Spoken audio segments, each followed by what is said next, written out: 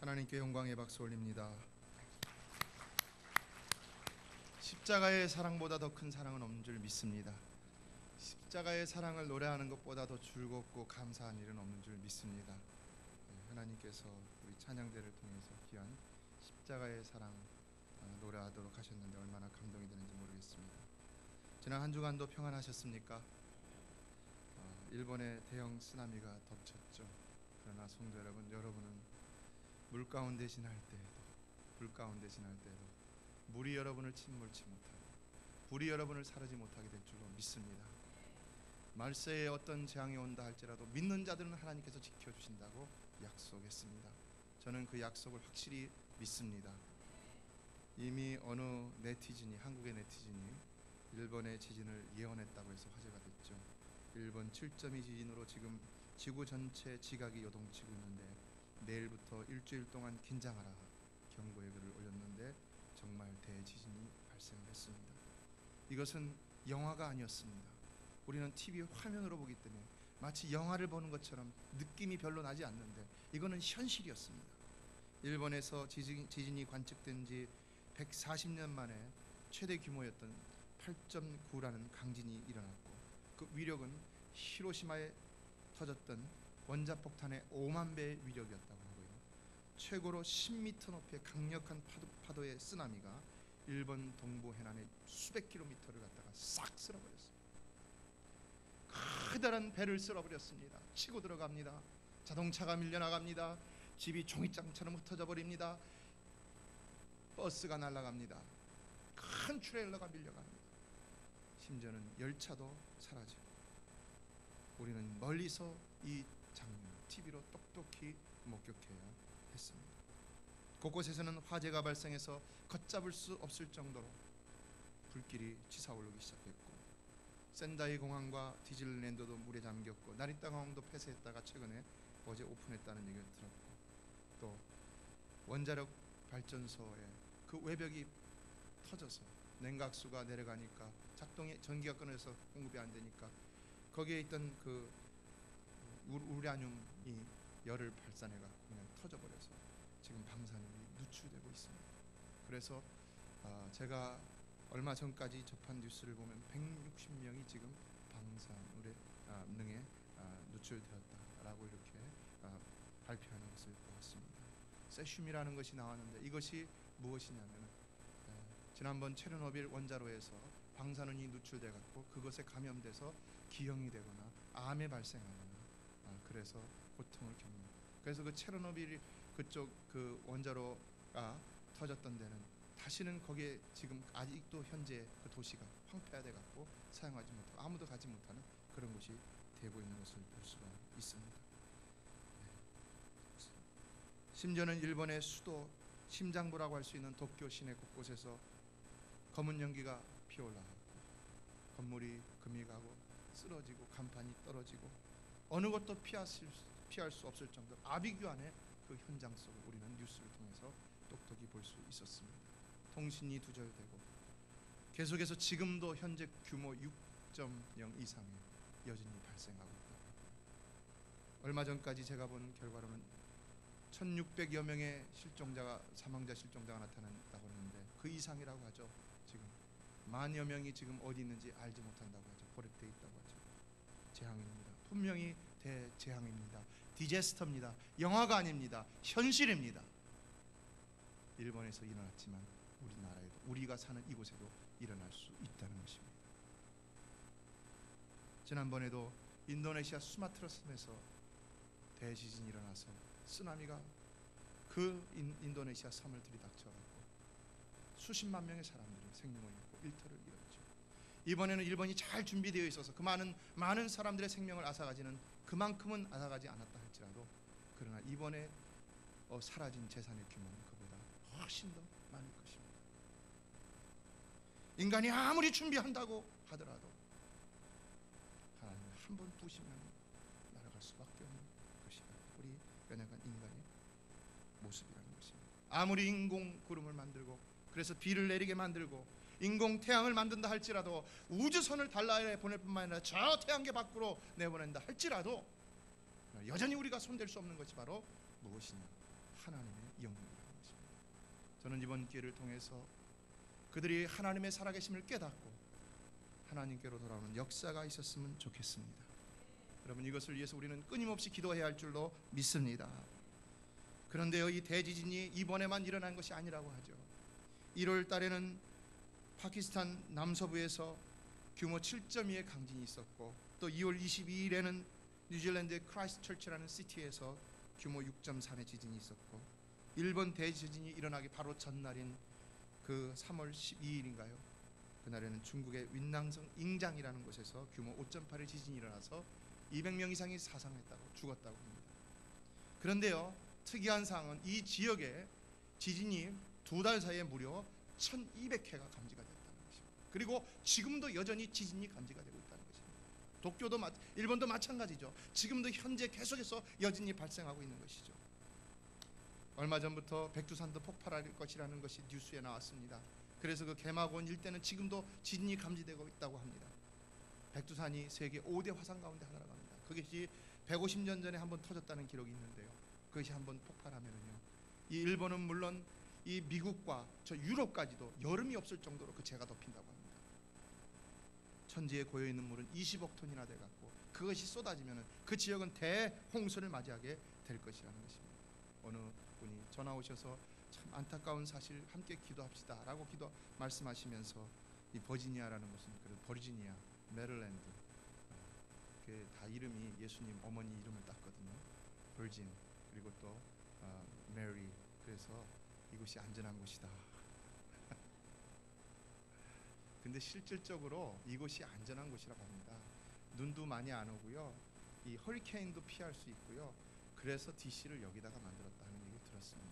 그리고 이 DC에서 얼마 전에 3.6 정도의 강진이 일어났습니다. 이 강진도 아니죠. 그 정도밖에는 지진이 안 일어났었습니다. 그러나 여러분, 모르는 것이죠. 감사한 것은 그래도 이 지역의 교회들을 보니까 교회들이 다 부흥하고 꽉 차고 있다는 것입니다. 미국 교회들이요. 참 감사하죠. 그래서 우리 교회가 전에 한번 그런 적이 있어요. 미국 교회 빈 곳이 없나 찾아봤더니 빈 곳이 없어요. 이 지역에 있는 교회들은 다 부흥을 하고 있다. 여러분, 우리는 신앙적으로 믿음 좋은 사람들과 함께 사는 것이 세상에 사는 동안에 가장 큰 축복이 될 수 있는 줄로 믿습니다. 그러나 우리는 이런 재앙의 사실들을 접하면서 과연 무엇을 깨달을 수 있어야 하는가? 무엇을 깨달아야 하겠습니까? 그것은 다름 아닌 하나님의 경고가 있다는 것이죠. 하나님의 경고. 사실 이 대지진은 전혀 예측하지 못한 것에서 이번에 일어났습니다. 그래서 10분 만에 그 쓰나미가 들이닥쳤다는 거죠. 시속 600km, 700km로 달려오는 그 쓰나미를 갖다가 10분 동안에 차를 탄다고, 고속버스를 탄다고 어떻게 그걸 감당할 수 있습니까? 아무리 빨라봤자 100km, 200km도 안 되죠. 그거는 정말 빨라야지 200km. 그냥 쓸려갈 수밖에 없는 것이죠. 오늘 우리도 언제 이런 일을 당할지 모르는 사실입니다. 아무리 과학이 발달했다 할지라도, 아무리 지형을 조사를 한다 할지라도, 그래서 여기에 가능성이 80%고 여기에 가능성이 10%고 10% 미만이라 할지라도 10% 미만에서도 일어날 수 있는 것이 바로 하나님의 역사일 수도 있다는 것입니다. 종말의 징조라는 생각, 이것도 떨쳐버릴 수 없습니다. 심판이라는 생각, 이것도 떨쳐버릴 수 없습니다. 왜냐하면 성경에서 말씀하고 있는 것과 너무나도 흡사하게 맞아떨어지는 것들이 많이 있기 때문입니다. 계시록 16장 18절을 보면은 번개와 음성들과 내성이 있고 또 큰 지진이 있어 어찌 큰지 그랬습니다. 보통 지진이 아니라는 것입니다. 아주 큰 지진인데 사람이 땅에 있어 오므로 이같이 큰 지진이 없었다. 학자들은 얘기합니다. 이거는 대지진의 전조다 얘기합니다. 그러니까 이거 말고 더 큰 지진이 올 수 있다는 것을 지질학자들이 예견하고 있다는 것이죠. 그것이 이 성경의 말씀이라는, 지금은 어떤 때인 것입니까? 우리 주님이 언제 재림하실지 모르는 때라는 사실인 것이죠. 이게 우리 현실이라는 것입니다.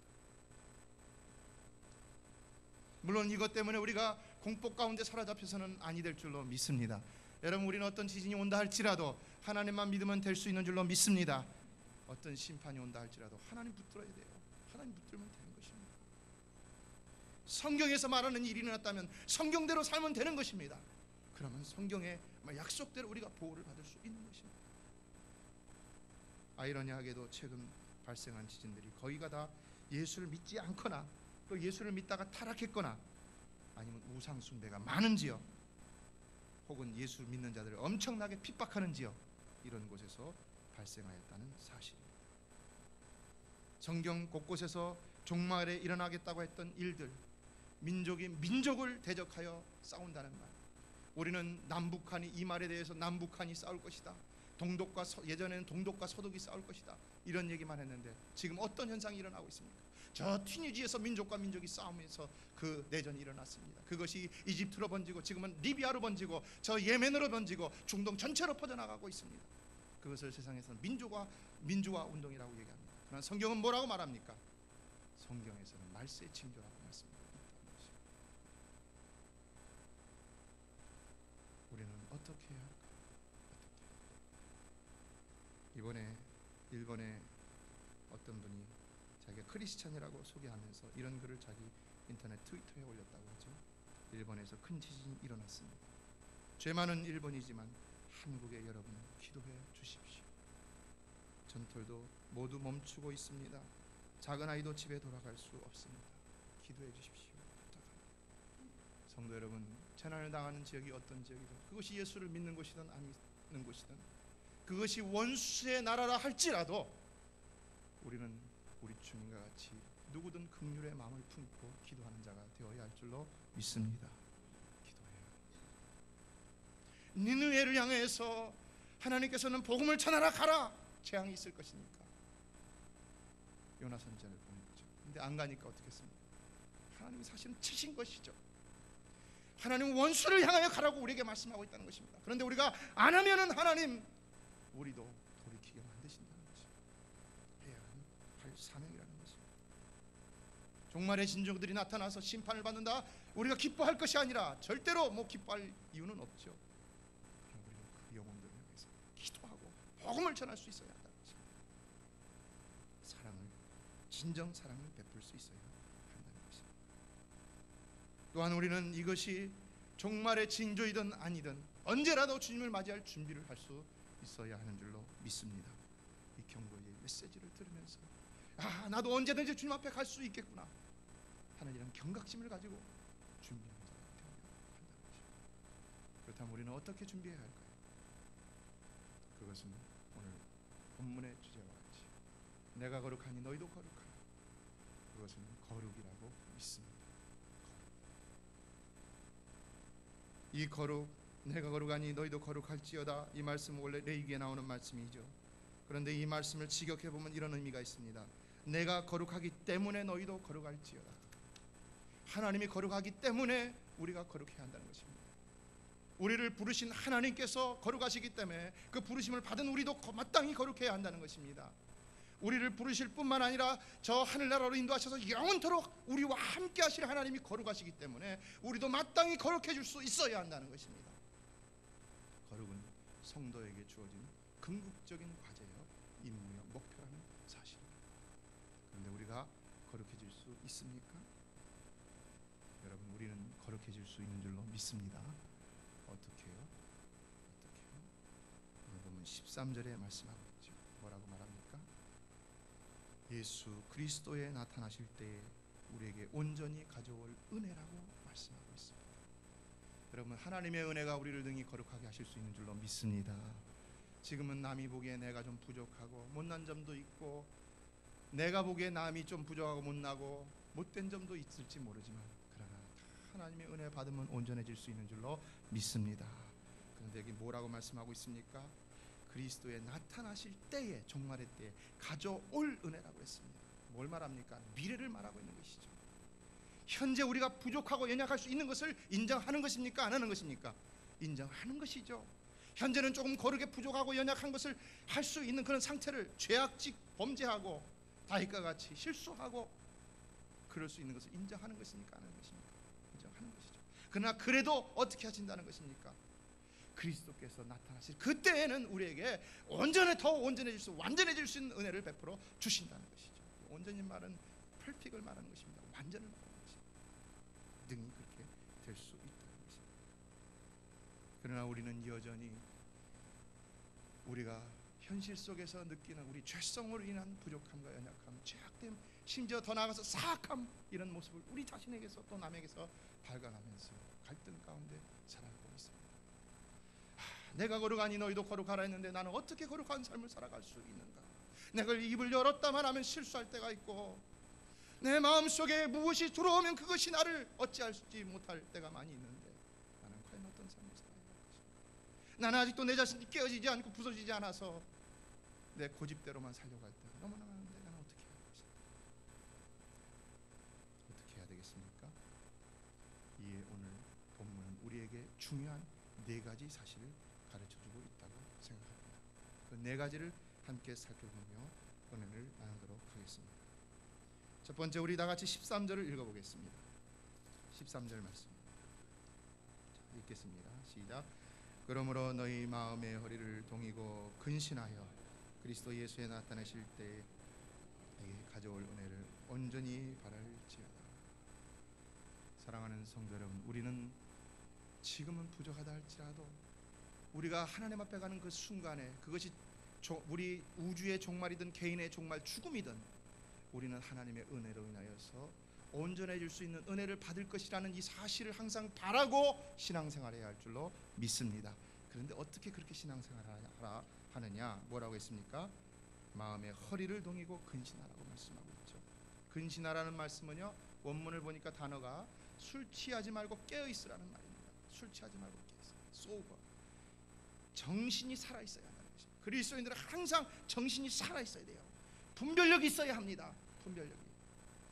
또 허리를 동이라는 말은 뭡니까? 여러분 마음에 허리가 있습니까? 여러분은 허리가 있으시죠? 저는 허리가 잘 없는 것 같아요. 마음에도 허리가 있을까요? 마음의 허리는 뭘 말하겠습니까? 마음 중심을 말하는 것이죠. 마음 중심을 단단히 조이라는 것입니다. 이게 동이라는 말은 허리띠를 조이고 단단히 무엇이든 대처할 대세를 취하라는 말입니다. 이것이 어느 때에 이루어졌냐면, 구약에서 이스라엘 백성들이 유월절이 돼 갖고 어린 양의 고기를 먹을 적에 허리를 동이고 먹였던 것을 볼 수 있습니다. 왜 그렇게 했겠습니까? 이제 빨리 먹고 빨리 가야 되니까. 바로가 가라고는 지체하지 않고 바로 마음이 바뀌기 전에 빨리 가야 되니까요. 또 어떤 재난이 갑자기 닥칠 수도 있잖아요. 그런 와중에 빨리 대처하기 위해서 허리를 동이라는 그런 말을 썼다는 것입니다. 오늘날로 말하자면 언제든지 사단의 공격이 시작되면 사단을 능히 물리칠 수 있도록 성도는 항상 마음의 허리를 동이고 있어야 한다는 것입니다. 그래서 어떤 사단의 역사가 온다 할지라도 예수의 이름으로 능히 물리칠 수 있는 성도가 되어야 할 줄로 믿습니다. 마음의 허리를 동이는 자는 바로 이런 자인 것입니다. 거룩에는요, 능력이 있는 것입니다. 하나님의 권능이 있는 것입니다. 또 언제든 지구의 종말이 와서, 개인의 종말이 와서 우리 주님 앞에 갈 때에 주여 어서 오시옵소서, 주님 내가 여기 있습니다, 왔습니다, 하나님 떳떳하게 기쁘게 감사하게 주님을 맞을 수 있는 성도가 되어야 한다는 것이죠. 이것이 바로 허리를 동이는 일이라는 것입니다. 준비인 것입니다.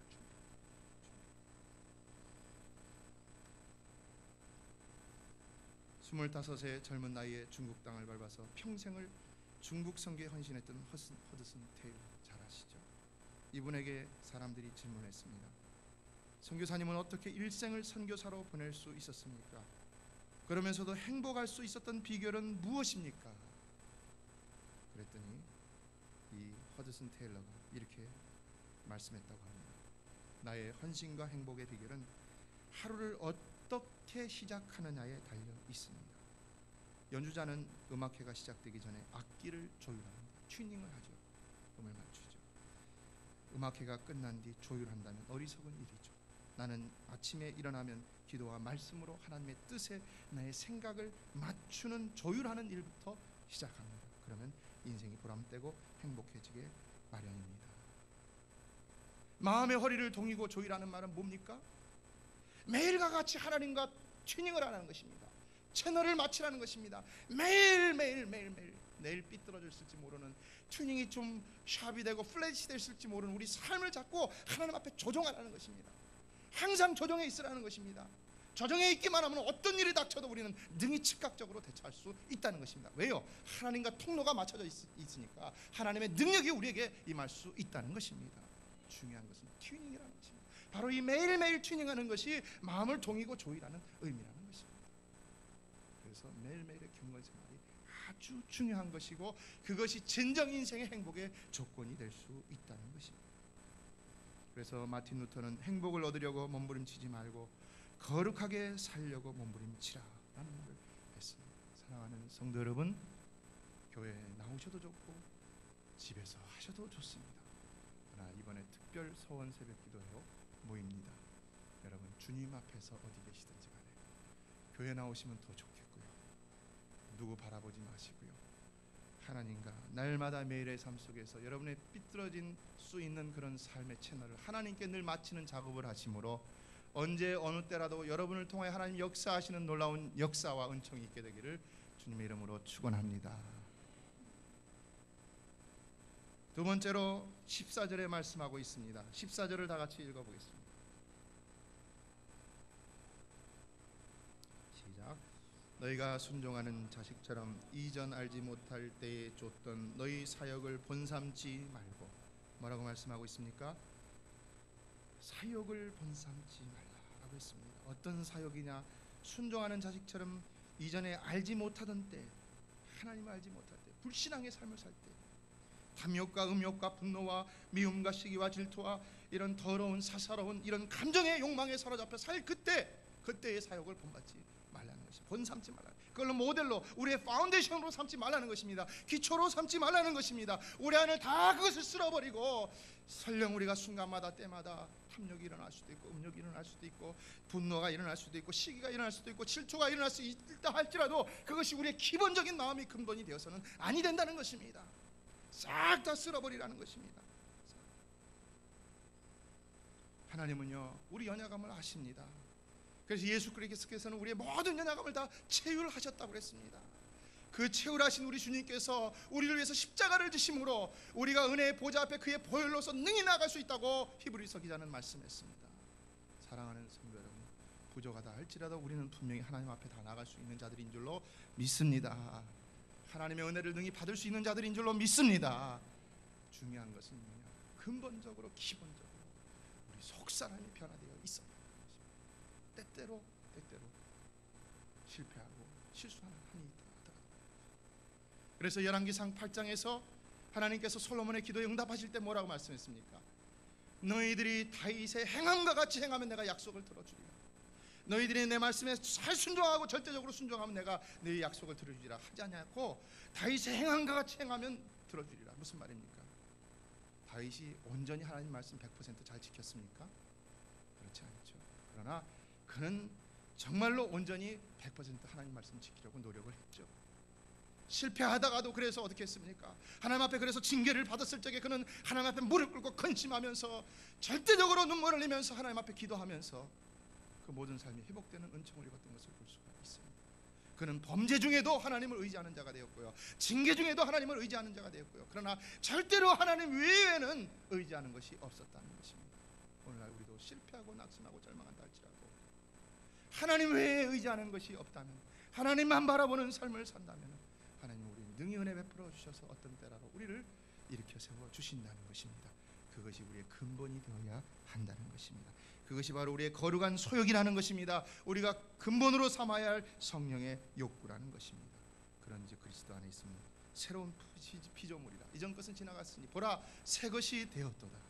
우리의 근본은 새 것이 되어야 한다는 것입니다. 우리가 실패하더라도 말입니다. 어느 수도성이 바람에 흔들리는 풍경 소리에 참선을 하다가 마음이 심란해졌습니다. 세상에서 오랫동안 방탕한 삶을 살다가 이제 산으로 올라왔기 때문에 세상의 생각을 순식간에 떨쳐버릴 수는 없었다는 것입니다. 자꾸 욕망이 고개를 들었습니다. 욕심이 고개를 들었습니다. 그럴 때마다 이 수도승은 염주를 헤아리면서 참선의 자세를 취해보았습니다. 그러나 여전히 그 욕망과 욕심은 사라지려 하지 않고 자꾸 불안한 마음과 갈등만 있더라는 것입니다. 어쩌면 이것이 오늘 우리의 모습이기도 하죠. 그런데 이때 마당에서 빗자루 소리가 들려왔다. 싹 그래서 밖을 내다보니까 어느 노승이 빗자루질을 하고 있었다는 것입니다. 낙엽이 떨어지고 있었습니다. 그것을 다 치우고 있었습니다. 그래서 이 젊은 승이 수도승이 얼른 나가서 머리를 조아리면서 제가 쓸 테니까 이리 주십시오 했다는 것입니다. 그랬더니 이 노승이 아니라고 손을 내줘서 가지 못하고 빗자루질을 못하고 그분이 계속 하고 있는데 이 수도승이 그분을 만났으니까 이제 한숨을 푹 내쉬면서 이런 고민을 털어놨다. 스님, 제게 한 가지 고민이 있사온데 들어주십시오. 실은 마음속에 욕심과 욕망이 끝없이 일어나는데 어찌해야 되겠습니까? 스님께서는 수도를 통해 어느 경지에 이르렀으니 이것들을 해결할 수 있는 방법을 아시겠지요? 이제 스님 마음속엔 욕망이나 욕구는 없을 테니까요. 그렇죠? 여러분, 이 노승이 뭐라고 했을까요? 아무 말도 안 하고 계속해서 피지를 하셨다는 거죠. 어느새 마당에 노랗게 쌓인 은행잎들이 한쪽으로 모아져 있었습니다. 그때 노승은 잠자코 있다가 손가락으로 하늘을 가리켰다. 하늘을 보면 뭐가 나올까요? 아무리 쓸어도 여전히 떨어진 은행잎이 보이겠죠. 바로 그때 노승은 이런 말을 했다는 것입니다. 저기 저 낙엽들을 보시오. 가을 낙엽은 아무리 쓸어도 끝없이 떨어집니다. 그러니 계속 비를 들고 쓸어야겠지요. 욕망과 욕구도 같은 것이죠. 무슨 말입니까? 계속해서 자기를 비우는 작업을 해야 한다는 것이죠. 계속해서 돌을 닦아야 한다는 것이죠. 수행을 해야 한다는 것이죠. 이것이 바로 세상 종교인 것입니다. 수도 종교인 것입니다. 그러나 우리 기독교는 수도 종교입니까? 아니죠. 그 차원을 넘어서는 것이죠. 그 차원을 넘어서는 것이 무엇입니까? 여러분, 우리는 하나님의 은혜를 받으면 되는 줄로 믿습니다. 그래서 우리는 수도 종교라고 안 하고 은혜 종교라고 안 하는 것입니다. 그럼 그 은혜의 증표가 뭐냐? 갈라디아서 5장 17절은 말씀합니다. 육체의 소욕은 뭐가 거스린다고요? 성령이 거스리는 것입니다. 육체의 소욕은 성령을 거스리고 성령의 소욕은 육체를 거스리나니 이들이 서로 대적함으로 너희 원하는 것을 하지 못하게 함이라. 성도 여러분, 우리는 성령 충만하면은 우리 육체의 욕망을 제어할 수 있는 줄로 믿습니다. 그러니까 중요한 것은 무엇입니까? 항상 성령 충만한 상태로 있는 것이 중요한 것이죠. 그래서 우리는 날마다 기도와 말씀 가운데 우리 안에 있는 성령의 불씨, 성령은 내주하신다고 그랬어요. 절대로 우리를 떠나지 않는다고 그랬어요. 그러니까 그 우리 안에 내주하시는 그 성령의 불씨를 자꾸 활활 붙여 올릴 수 있어야 된다는 것입니다. 기도와 말씀으로 매일매일 할 수 있어야 한다는 것입니다. 그것이 그럼 우리를 지배해서 우리가 삶 속에서 그 성령으로, 우리가 아니라 하나님의 은혜의 성령으로 우리가 능히 어떤 욕망과 욕구든지 누를 수가 있다는 것입니다. 그래서 아무리 신앙생활 오래 하고 경건한 것 같이 보이는 사람이 할지라도요, 경건 생활을 하지 않으면은 힘든 것입니다. 세 번째 15절을 다 같이 읽어보겠습니다. 시작. 오직 너희를 부르신 거룩한 자처럼 너희도 모든 행실에 거룩한 자가 되라. 우리가 어떻게 하면 거룩하게 살아갈 수 있겠습니까? 어떻게 하면? 지금 우리가 그것을 살펴보고 있죠. 근데 지금 15장에서 주는 교훈은 뭡니까? 그것은 우리를 부르신 누구처럼 살면 된다고요? 거룩하신 자처럼. 누굽니까? 하나님이시죠. 로이드 존스는 이런 말씀을 했습니다. 여러분이 언제나 하나님에 대해 첫 번째로 발견하게 되는 것은 하나님은 거룩하시다는 것입니다. 우리가 하나님을 발견하면서 제일 첫 번째로 발견할 수 있는 것은 뭐냐? 거룩이라는 것입니다. 참 기가 막히죠. 우리는 거룩이라는 말이 이해가 안 됩니다. 근데 하나님을 말씀 속에서 발견하다 보면은요, 이야, 하나님 정말 거룩하십니다. 하나님은요, 마음도 거룩하십니다. 하나님은요, 생각도 거룩하십니다. 하나님 입술의 말도 거룩하십니다. 하나님 하는 모든 행사가 다 거룩하십니다. 그래서 그의 사랑과 자비뿐만 거룩하신 것이 아니라요, 그의 분노도 거룩하신 것이고요, 그의 책망도 거룩하신 것이고요, 그의 징계도 거룩하신 것이고요, 그의 심판도 거룩하신 것입니다. 거룩이라고 해서 좋은 것만 있는 것이 아닙니다. 우리의 거룩은 무엇이냐? 바로 이런 하나님의 생각과 마음과 말씀과 역사, 그 행동을 본받아 사는 삶이라는 것입니다. 이것을 어디서 할 수 있습니까? 성경에서 할 수 있는 것이죠. 그래서 우리가 성경을 많이 읽고 묵상하고 연구하며 그 속에서 하나님을 발견할 수 있어야 합니다. 그러나 유대인들이 성경을 많이 읽었습니다. 많이 암송했습니다. 많이 그 성경을 묵상했습니다. 그리고 많이 성경대로 행하려고 했습니다. 그런데 예수님이 오셔서 뭐라고 그랬습니까? 회칠한 무덤이라고 했죠. 예수님이 오셔서 뭐라고 했습니까? 위선자라고 했죠. 주여 주여 하는 자마다 다 천국에 들어갈 것이 아니라 오직 아버지의 뜻대로 행하는 자라야만이 천국에 들어갈 수 있다고 마태복음 5장 77장에서 말씀하셨죠. 그럼에도 불구하고 그들이 하나님의 뜻대로 산다고 하는 것 같은데도 불구하고 그들은 예수님으로부터 합격을 받았다는 것입니까? 못 받았다는 것입니까? 못 받았다는 것이죠. 그렇다면 우리는 어떻게 살아야지 하나님 말씀대로 사는 삶, 하나님처럼 사는 삶을 살아갈 수 있다고 할 수가 있겠습니까? 어떻게 하지요? 사랑하는 성도 여러분, 우리는 예수님처럼 살면은 하나님처럼 살 수 있는 줄로 믿습니다. Just like Jesus Christ. 예수님처럼 살면 되는 것입니다. 성경에 나와 있는 예수님처럼 살면 되는 것입니다. 복음의 삶을 살면 되는 것입니다. 그렇다면 어떻게 해야지 그 삶을 또 살 수 있는가? 오래전에 맥스 루케이도가 예수님처럼이라는 책을 썼죠. 그래서 여러분 많이 읽으셨죠? 저도 읽었는데 오래됐습니다. 그런데 거기에 보면은 프랭크 로바크라는 사람이 이런 글을 그 사람에 대해서 이런 소개하는 글이 있습니다. 1884년 미국에서 태어난 그는 문맹자들의 선교사가 되어 그들이 성경의 아름다움을 알 수 있도록 그를 깨우쳐 주었다. 그러나 이 사람이 내 마음을 사로잡는 것은 교육 사역이 아니었다. 그의 듣는 귀가 나를 매료하였다. 자신의 신앙생활에 만족을 못 느끼던 로바크는 45세의 나이에 이런 결심을 한다. 하나님과 내적 대화를 쉬지 않고 그분의 뜻에 온전히 반응하며 살기로 한 것이다. 무엇이 예수님처럼 사는 것이라는 것을 이그젬플로 본보기로 주고 있는 것입니까? 무엇입니까? 하나님과 내적 대화를 쉬지 않고 하나님의 뜻에 온전히 반응하며 사는 것이라는 것을 말씀하고 있는 것이죠. 예수님처럼 살지 못하는 우리의 문제는 어디 있다는 것입니까? 날마다 매 순간마다 아까도 말씀드렸다시피 하나님과 채널을 잘 맞추지 않기 때문에 거기에 문제가 있다는 것이죠. 날마다 매 순간마다 성령은 우리 안에 계십니다. 그런데 그 성령을 무시하는 것입니다. 그 성령께서 우리 신앙 양심을 통해서 매 순간마다 이렇게 하라 저렇게 하라 기도하라 말씀 보라 경건하게 살라 온전하게 살라 온유하게 살라 겸손하게 살라 말씀하는데도 불구하고 우리는 어떻게 합니까? 그렇게 살지 못하는데 우리의 불경건의 문제가 있고 거룩하지 못함의 문제가 발생하게 된다는 것이죠. 우리가 거룩하며 실패하는 이유는 바로 하나님과의 대화의 단절에 있다는 것입니다. 우리가 예수님처럼 살지 못하는 것은 매일과 같이 우리 삶을 점검하며 하나님께 묻고 대화하는 일에부터 실패하기 때문에 그렇다는 것입니다. 사실 우리가 예수님처럼 어떻게 살아야 될지 너무나도 많이 듣고 마음의 결단도 많이 했었기 때문에 잘 알고 있는 바이죠. 모르면 우리가 또 성경 보고 말씀 들으면 또 깨달을 수가 있습니다. 그럼에도 그것을 행하지 못하는 근본적인 이유는 우리의 하나님과의 영적인 대화가 단절되기 때문에 사실은 우리는 깨달아야 한다는 것입니다. 성도 여러분, 매일 하나님을 만나시기 바랍니다.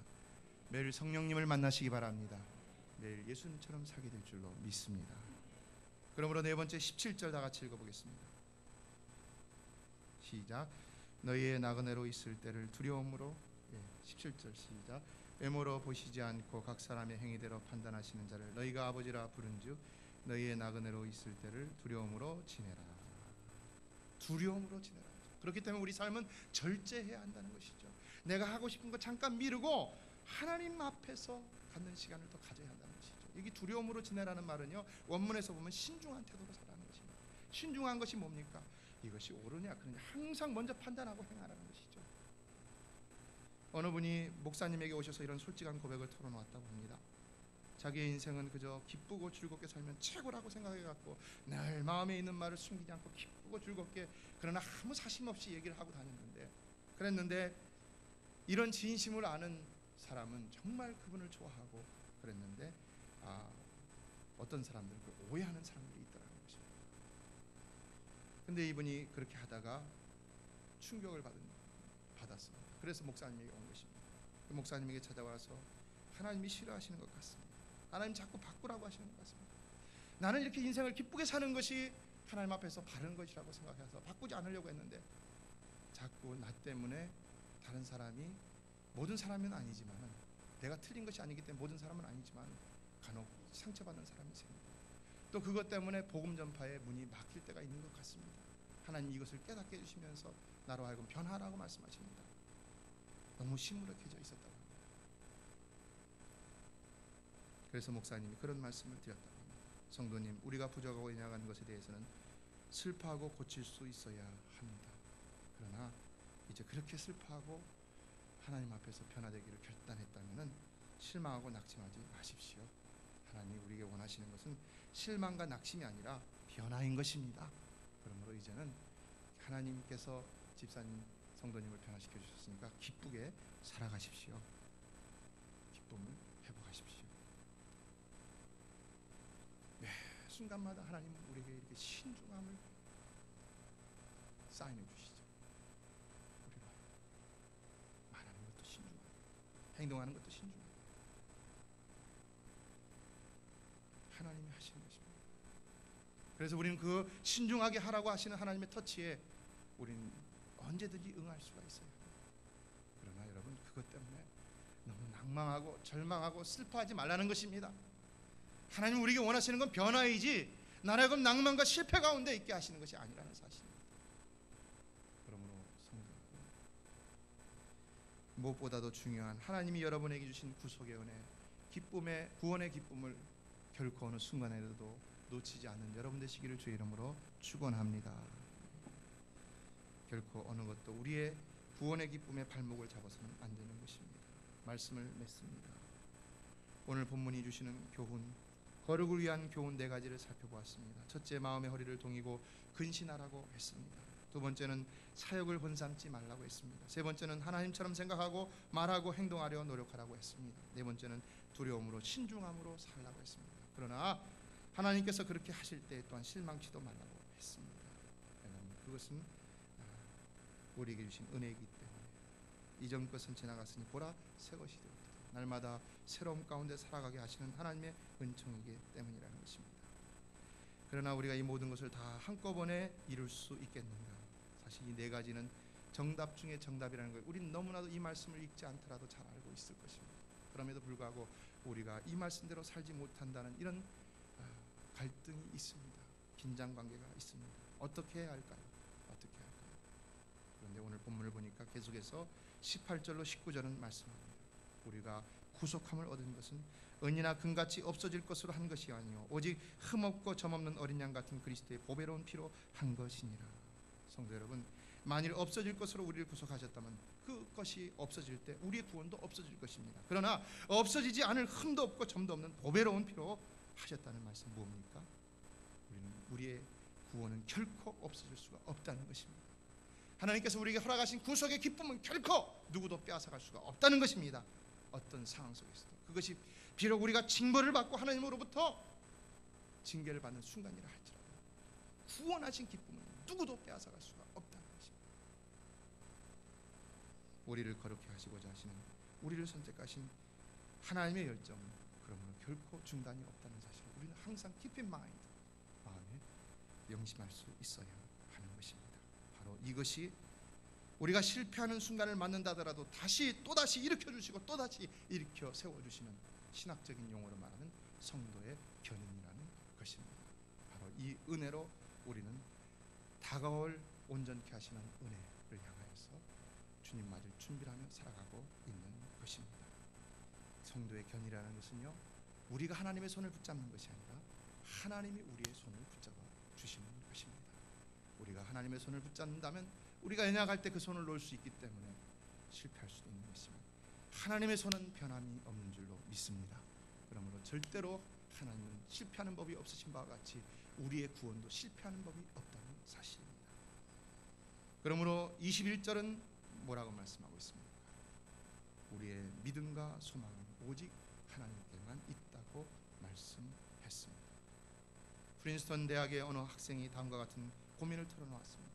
나는 날마다 기도를 열심히 하며 성서를 읽고 암송까지 합니다. 학교에 신앙 집회는 한 번도 빠진 적이 없습니다. 하지만 한 사람도 내 전도를 받고 그리스도인이 된 사람은 없습니다. 과연 제게 잘못이 무엇일까요? 여러분은 어떠십니까? 혹 이것 때문에 갈등하고 있지 않습니까? 그러나 성도 여러분, 이것까지도 하나님께만 소망을 두고 하나님께 맡기며 하나님 따라가는 일에만 힘쓰면은 하나님께서 여러분으로 많은 영혼도 구원케 하실 줄로 믿습니다. 그러므로 이번 사순절을 맞아서 우리 교회가 하는 이 거룩, 내가 거룩하니 너희도 거룩하라는 이 주제 여러분 마음속에 새기고 교회에 나오시거나 혹은 집에서 한번 작정을 하세요. 작정을 하시고요. 이제 마가복음을 통해서 예수님의 행적을 우리가 공부하면서 예수님이 어떻게 생각하셨고 어떻게 말씀하셨고 어떻게 행동하셨는가를 본받기를 원하는 시간을 갖고자 합니다. 다 나오셔서 이 40일 작정하셔서 이미 4일이 지났습니다. 36일입니다. 다 같이 이렇게 우리가 그리스도의 거룩함, 하나님의 거룩함에 동참할 수 있는 가치 있는 복된, 그래서 언제라도 주님께서 오시면 기쁨으로 그를 맞이할 수 있는 그런 여러분 되시기를 주님의 이름으로 축원합니다.